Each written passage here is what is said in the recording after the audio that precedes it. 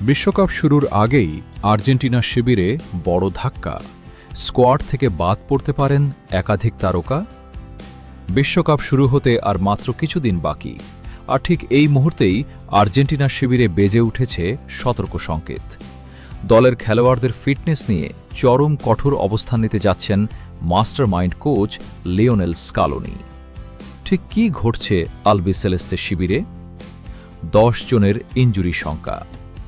সাংবাদিক দিয়েগো মন্দ্রিগের দেওয়া তথ্য মতে বর্তমানে আর্জেন্টিনার স্কোয়াডের প্রায় 10 জন খেলোয়াড় বিভিন্ন ধরনের ইনজুরি, শারীরিক অস্বস্তি এবং ফিটনেসজনিত সমস্যা নিয়ে ক্যাম্পে যোগ দিচ্ছেন।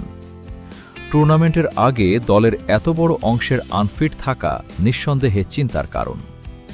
স্কালোনির কঠোর বার্তা। স্কালোনি কোনো রকম ঝুঁকি নিতে রাজি নন।